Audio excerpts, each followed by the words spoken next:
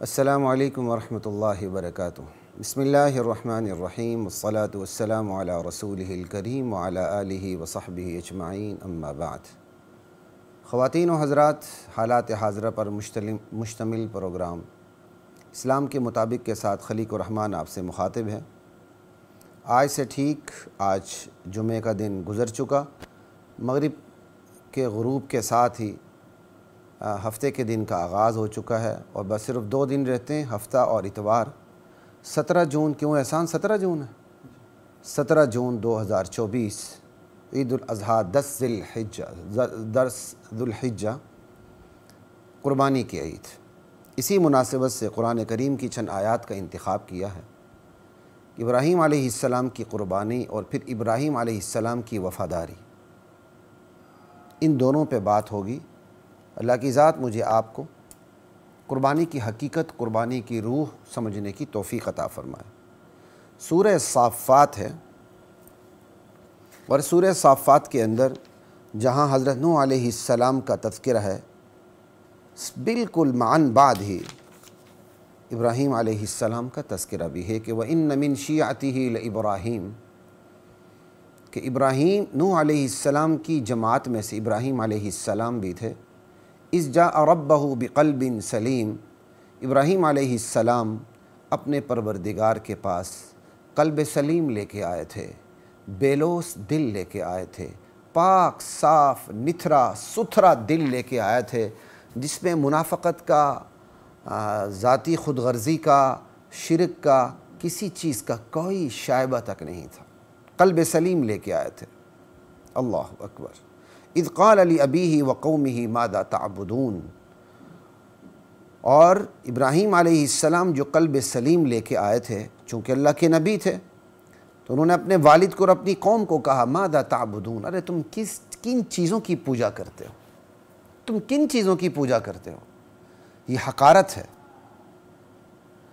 ائفکن آلہۃ دون اللہ تریدون، جھوٹے معبودوں کی، اللہ کو چھوڑ کے ان کی پوجا کرتے ہو، انہیں چاہتے ہو۔ فما ظنکم برب العالمین، رب العالمین، اللہ جو کائنات کا، جہانوں کا پروردگار ہے، اس کے بارے میں تمہارا کیا خیال ہے؟ تمہارا کیا گمان ہے؟ ابراہیم علیہ السلام نے یہ قوم کی بیماری پکڑی ہے۔ قوم کی بیماری یہی تھی کہ اللہ کے بارے میں اس کے گمان اچھے نہیں تھے، اس کے خیالات اچھے نہیں تھے۔ تو یہ ابراہیم علیہ السلام یہاں یہی کہہ رہے ہیں۔ شاید آپ کو گائے کی آواز آ رہی ہوگی، کیونکہ سوموار کو عید ہے، تو پیچھے ہمارے ہمسایوں نے گائے رکھی ہوئی، چلو اس کی آواز بھی آ رہی ہے۔ فما ظنکم برب العالمین، رب العالمین کو تم نے کیا سمجھ رکھا ہے؟ اصل میں رب العالمین کے بارے میں عقیدہ ہی طے کرتا ہے کہ آپ کے عقیدے میں شرک نے آنا ہے کہ نہیں آنا۔ اگر رب العالمین کے بارے میں عقیدہ بالکل ستھرا نتھرا ہے، جس طرح اللہ کی توحید کا تقاضا ہے، اسی طرح اگر رب العالمین کے بارے میں گمان ہے، عقیدہ ہے، سوچ سمجھ ہے، پھر شرک قریب ہی نہیں آتا۔ شرک قریب تب آتا ہے جب رب العالمین کے بارے میں بندے کی سوچ ٹھیک نہ ہو، کہ اس سے اللہ رب العالمین کو کس سطح پہ رکھ کے سوچا، انا للہ و انا الیہ راجعون، کہ کیا اس کی سوچیں، خیالات ایسے ہیں کہ شرک درا ہے؟ کہتے فما ظنکم برب العالمین، رب العالمین کو تم نے کیا سمجھ رکھا ہے، کیا گمان رکھا ہے؟ کیا تم نے رب العالمین کو سفارشی سمجھ رکھا ہے، کہ جو سفارش کے بغیر سنے ہی نہ، اس لیے تم نے معبود بنا لی ہیں، ان کو سفارشی بنا لیا ہے؟ توڑی سننا نہیں، ساڑی موڑدا نہیں، تم نے ایسے لوگوں کو معبود بنا لیا، اب وہ پرچی لے کے اللہ کے پاس جا رہے ہیں تمہاری پرچی لے کے۔ کیا تم نے رب العالمین کو سفارشی آفیسر کی طرف سمجھ لیا؟ سفارشی آفیسر تو بندے کو اچھا ہی نہیں لگتا دنیا میں، تو اللہ بھی سفارش کے بغیر نہ سنے تو کیسے اچھا لگے گا؟ اب جو لوگ رب العالمین کو سفارشی آفیسر کی طرح سمجھتے ہیں، تو ان کا ایمان بگڑ جاتا ہے، پھر وہ سفارشی تلاش کرتے ہیں۔ اسی طرح تم نے رب العالمین کو کیا سمجھ رکھا؟ کیا تم نے رب العالمین کو یہ سمجھ رکھا ہے کہ اس نے بڑے بڑے اختیارات اپنے پاس رکھے، چھوٹے چھوٹے اختیارات اپنے وزیروں میں تقسیم کر دیے ہیں جن کے بارے میں وہ پوچھتے ہی نہیں ہیں؟ کوئی کسی دھرتی کا مشکل کشا ہے، کوئی کسی دھرتی کا حاجت روا ہے، کوئی کسی علاقے میں بیٹے دینے کے لیے بیٹھا ہے، کوئی کسی علاقے میں تخت سلطنت پر بٹھانے کے لیے بیٹھا ہے، کوئی کسی علاقے میں اقتدار پہ چڑھانے کے لیے بیٹھا ہے۔ کیا تم نے رب العالمین کو ایسا سمجھ رکھا؟ رب العالمین کے بارے میں گمان طے کر دیتا ہے کہ بندے نے شرک کرنا ہے یا نہیں کرنا۔ تو ابراہیم علیہ السلام نے یہ بنیادی کمزوری پکڑی قوم کی کہ تم نے آخر رب العالمین کو سمجھ کیا رکھا ہے۔ اسی کی تشریح کرتے ہوئے میں کہہ رہا ہوں، کیا تم نے رب العالمین کو سفارشی آفیسر کی طرح سمجھ رکھا؟ کیا رب العالمین کو تم نے دنیا کے بادشاہ کی طرح سمجھ رکھا ہے جو کی پاور اپنے پاس رکھتا ہے اور نچلی سطح پر اختیارات تقسیم کر دیتا ہے؟ کیا تم نے رب العالمین کو دنیا کے انسان کی طرح مجبور سمجھ رکھا ہے؟ کیا تم نے رب العالمین کو ایسا سمجھ رکھا ہے کہ کوئی دنیا میں ایسے سفارشی مجبور ہیں جن کی چار و ناچار اس کو ماننی پڑتی؟ انا للہ و انا الیہ راجعون۔ اللہ اکبر۔ اب آگے چونکہ یہ آیات بڑی اختصار کے ساتھ اس میں ابراہیم علیہ السلام کی تقریباً پوری زندگی ڈسکس کر دی گئی ہے۔ قوم میلے پہ جانے لگتی ہے اور ابراہیم علیہ السلام کو بھی دعوت دیتی ہے، آ جاؤ میلے پہ چلیں۔ تو رات کا وقت ہے، ابراہیم علیہ السلام سوچتے سوچتے ستاروں کی طرف دیکھتے ہیں، جیسے کہ لوگوں کی عادت ہوتی ہے کہ وہ سوچتے ہوئے ستاروں کی طرف ایسے دیکھ رہے ہوتے ہیں، ٹھیک؟ یا لوگ پرانے وقتوں میں ستاروں سے وقت بھی معلوم کیا کرتے تھے، تو انہوں نے ستاروں کی طرف دیکھا کہ بھائی رات کا یہ کون سا پہر ہے، پھر کہا فقال انی سقیم فنظر نظرۃ فی النجوم فقال انی سقیم، کہا بھائی میں تو بیمار ہوں، نڈال ہوں، میں نہیں جا سکتا۔ فتولوا عنہ مدبرین، قوم انہیں چھوڑ کے چلی گئی، وہ چپکے سے داخل ہو گئے بت خانے میں، فراغ الی آلہتہم فقال الا تأکلون، اور جا کے بتوں کو کہا ارے تم کھاتے کیوں نہیں؟ ما لکم، کیا ہو گیا تمہیں؟ لا تنطقون، بولتے کیوں نہیں؟ خواتین و حضرات، اس مقام پہ رک کے سوچئے ابراہیم علیہ السلام کو یہ کہنے کی ضرورت کیوں پیش آئی؟ وہاں تو کوئی بھی نہیں تھا، آپ وہاں کسی کو دعوت بھی نہیں دے رہے تھے، اور جن بتوں کی پوجا ہو رہی تھی، اگر ان پتھروں کی پوجا ہو رہی تھی تو پتھروں کی تو کوئی غلطی بھی نہیں تھی، ٹھیک؟ ابراہیم علیہ السلام کے سوا کوئی وہاں موجود بھی نہیں تھا، تو پھر کیوں ابراہیم علیہ السلام نے ان کو مخاطب کرتے ہوئے کہا کھاتے کیوں نہیں؟ کیا ہو گیا ہے؟ بولتے کیوں نہیں؟ سمجھ آئی؟ تھوڑا سا یہاں رک کے سوچیے آخر کیوں؟ دراصل اللہ تعالیٰ یہاں اپنے وفادار بندے ابراہیم علیہ السلام کا جو احساس توحید ہے، اللہ تعالیٰ کے ساتھ جو وفاداری کی سطح ہے، اس کا یہاں اظہار فرما رہے ہیں ابراہیم علیہ السلام کی زبانی۔ یہ ابراہیم علیہ السلام کے احساس توحید کی شدت، جس نے انہیں مجبور کیا کہ وہ بتوں کو کہیں علامتی طور پہ کھا کیوں نہیں رہے، پی کیوں نہیں رہے، کیا ہو گئے تمہیں؟ یہ ہوتی ہے احساس کی شدت۔ اگر اس احساس کی شدت کو سمجھنا ہو نا، تو کوئی آپ کے بیٹے پر وار کر دے، آپ پہ کیا گزرے گی؟ پھر آپ کیا کہیں گے؟ کیا کریں گے؟ اس احساس کی شدت کو سمجھنا ہو نا، آج کل کے لیڈروں کے اندھے کارکنوں کو دیکھ لیں کہ اپنے اپنے لیڈر کے لیے جان قربان کر دیتے ہیں، نماز ایک بھی نہیں پڑھتے۔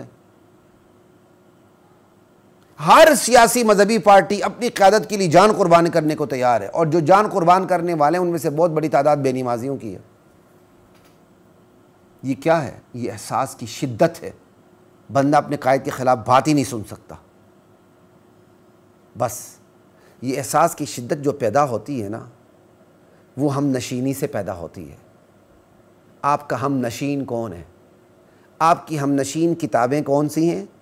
آپ کے ہم نشین انسان کون سے ہیں؟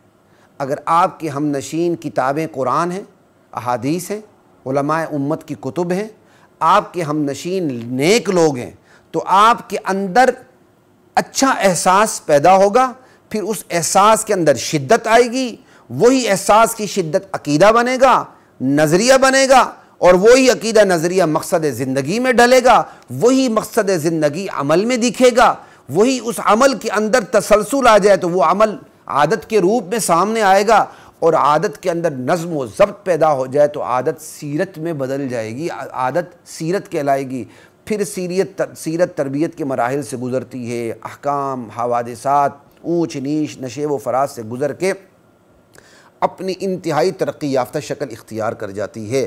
تو بس احساس کی شدت اگر درست ہے تو سیرت اپنے نتیجہ خیزی کی سطح پر بھی درست ہوتی ہے۔ اگر احساس کی شدت غلط ہے، ہم نشین کتابیں غلط ہیں، ہم نشین انسان غلط ہے، تو پھر یہ احساس کی شدت جو سیرت کی سطح پر نتیجہ خیز ہوتی ہے وہ بھی بالکل غلط ہوتی ہے، بندے کی سیرت ہی گندی ہوتی ہے۔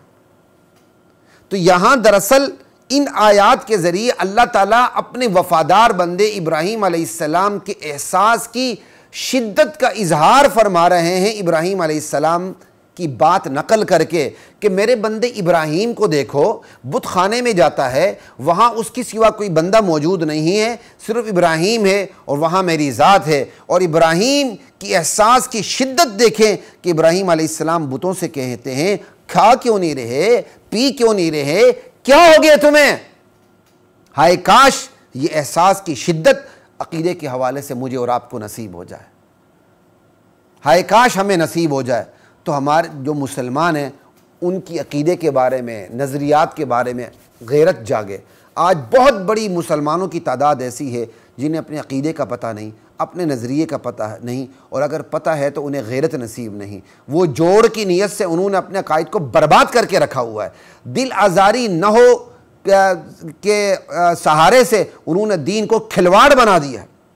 وہ دین کے بارے میں کھل کر بات ہی نہیں کر سکتے، وہ دین کی دعوت کو کیپسول میں ڈال کے دیتے ہیں کہ کوئی ناراض نہ ہو جائے۔ انا للہ و انا الیہ راجعون۔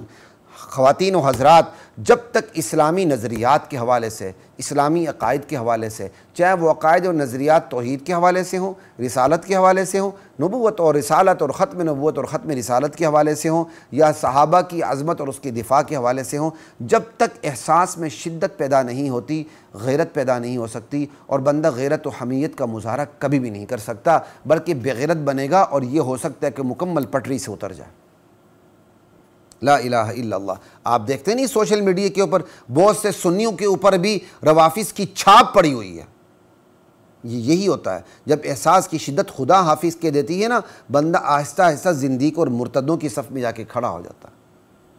تو خیر، یہاں بس اسی نقطے کی طرف میں نے آپ کو اشارہ کرنا تھا۔ اللہ تعالیٰ نے یہ بات میرے ذہن میں ڈالی، ذالکما مما علمنی ربی، جب اللہ تعالیٰ نے تفسیر لکھنے کا موقع دیا، پڑھانے کا موقع دیا، تو اللہ تعالیٰ نے میرے ذہن میں رکھی، تو میں انشاءاللہ یہ نقطہ رکھوں۔ احسان مجھے یاد دلانا، میں اس کو نوٹ بھی کر لوں کہ یہ دراصل یہاں کہ الا تأکلون ما لکم لا تنطقون، یہ احساس کی شدت ہے جو ابراہیم علیہ السلام کی ہے، جو ان کے قول سے، فرمان سے ظاہر ہو رہی ہے۔ قرآن نے اسے نقل کیا ہے، اور قرآن نے مفت میں نقل نہیں کیا، قرآن نے اسی تقاضے کے تحت نقل کیا ہے کہ ابراہیم علیہ السلام کے احساس کی شدت ہر امتی کے اندر موجود ہونی چاہیے۔